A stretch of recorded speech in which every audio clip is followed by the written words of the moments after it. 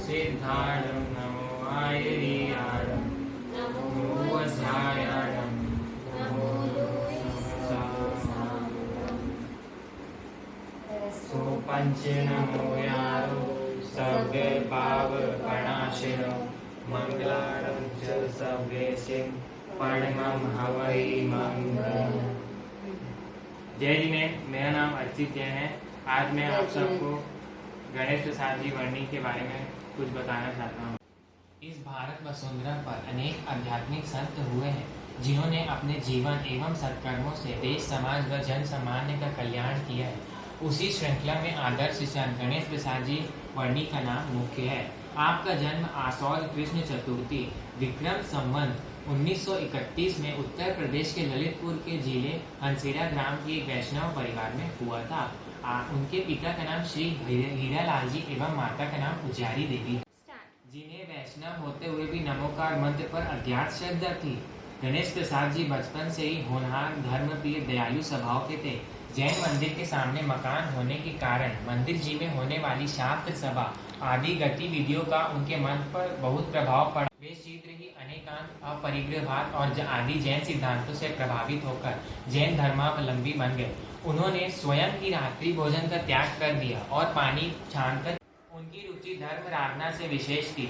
उनकी ज्ञान पिपासा और धर्म पर दृढ़ आस्था से प्रभावित होकर धर्म प्राण जैन महिला चिरोंजा बाई ने उन्हें धर्म पुत्र के रूप में स्वीकार करके जैन धर्म व दर्शन का गहन अध्ययन करने को प्रेरित किया।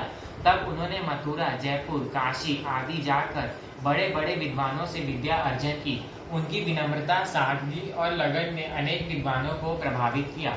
उनकी विद्या ग्रहण करने के लिए दर दर भटकना पड़ता था, अनेक कष्ट सहन करने पड़े थे।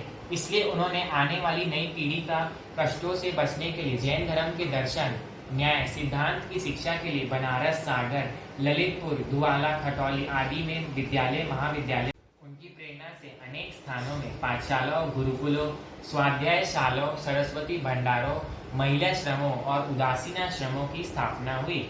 समाज का उत्थान, दीन दुर्बल प्राणियों का उद्धार, रूढ़िवादिता और अंधविश्वास का उन्मूलन कर समाज में ज्ञान का संचार, चेतना करना ही उनका लक्ष्य था। दीन दुखियों के लिए सर्वस्व दान करने को वे सदैव तत्पर रहते थे। उनकी दृष्टि में सभी मानव समान थे।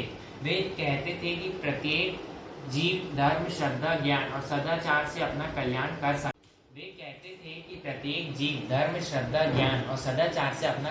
कर सकता है। वे संसार, शरीर और भोगों से उदासीन थे। उन्होंने कुंडलपुर में 7वीं प्रतिमा रूप व्रत लिए थे। इस अवसर पर ही उन्हें वर्णी जी की उपाधि से विभूषित किया गया था। बाद में उन्होंने शुल्लक दीक्षा ले ली एवं इसी अवस्था में उन्होंने देश भर में भ्रमण कर सरल भाषा में धर्मोपदेश दिया। अंतिम समय में वे ईसरी उदासीन आश्रम में रहने लगे और वहीं मुनि व्रत ग्रहण कर समाधि पूर्वक शरीर त्याग किया।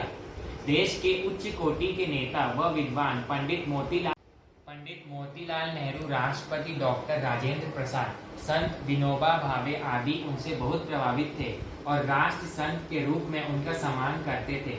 वर्णी जी का आदर्श चरित्र समस्त देशवासियों को सदैव प्रेरणा देता रहेगा। मेरा जीवन गाथा उनकी आत्मकथा उनके आदर्शनीय जीवन का जीता जागता उदाहरण है। जय जिनेन्द्र।